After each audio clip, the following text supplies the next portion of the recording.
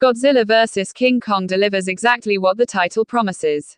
The film, fourth in Warner Bros. And Legendary's Monsterverse of kaiju movies that began with 2014's Godzilla and 2017's Kong, Skull Island, pits the two giant monsters against each other for the first time since the Japanese-produced King Kong vs.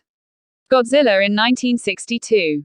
That one-off battle retained enough of a Godzilla-sized footprint in pop culture that, no matter how many other creatures the Japanese lizard squared off against, it was this pairing that seemed as inevitable as it was unlikely.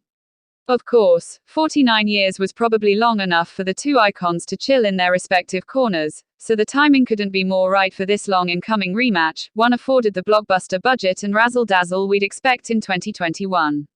As directed by Adam Wingard from a screenplay by Eric Pearson and Max Berenstein, Godzilla vs. Kong not only lives up to the bone-crunching, building-smashing promise of its title, it also brings together numerous threads laid out over the three Monsterverse chapters thus far.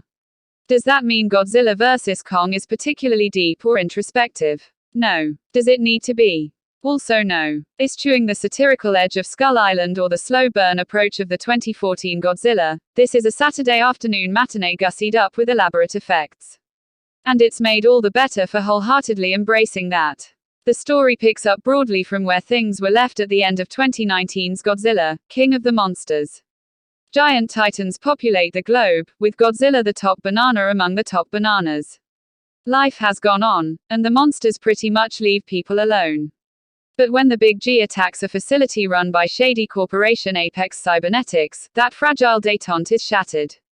Meanwhile, Kong, now considerably bigger than his adolescence during the 1970s set Skull Island, is being shipped to a place big enough for him to live in, the Hollow Earth, an entire subterranean primordial ecosystem. Kong must make it there before his presence at sea can attract the attention of that certain other alpha creature who may wish to take him down. Whoops. Too late. So why do Godzilla and Kong fight? The various developments leading to it are best discovered on their own, but fight they do. A few times. Probably the smartest thing Godzilla vs. Kong does is not delaying the fisticuffs. Yes, there's a cursory effort to ground the proceedings in a way that hangs together narratively while feeling like a natural progression, but nothing to get in the way of the hot monster-on-monster action everyone showed up for. Even more of a challenge, given their huge respective fanbases, was ensuring each of the title monsters got their moment to shine while also making their bouts enough of a contest to keep us engaged. It's a tricky balance, admittedly, but Wingard manages it well. Ultimately, Godzilla is Godzilla. A force of nature, he's neither good nor bad. He just is. Kong, on the other hand, is actually given something of an arc, with his longing for friendship and family imbuing him with humanity.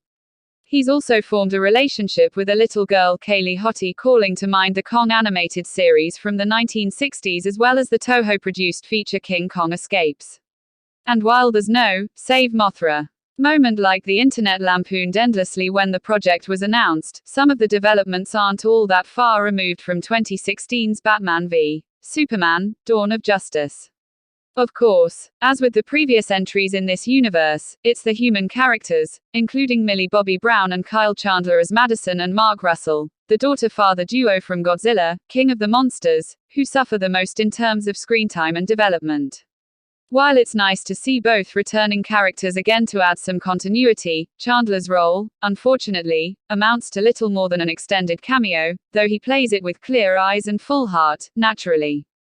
The instant gravitas of Ken Watanabe's Dr. Serizawa from the preceding Godzilla films is sorely missed here. Instead, more time is spent on new characters like Rebecca Hall's scientist Eileen Andrews and Alexander Skarsgård as Hollow Earth expert Nathan Lind, as well as Brian Tyree Henry playing a paranoid podcaster determined to prove Apex is up to something. Spoiler alert, they're up to something. Of the newbies, Skarsgård probably comes off the worst, given little in the way of backstory nor motivation to make us feel invested in his own investment with the film's event.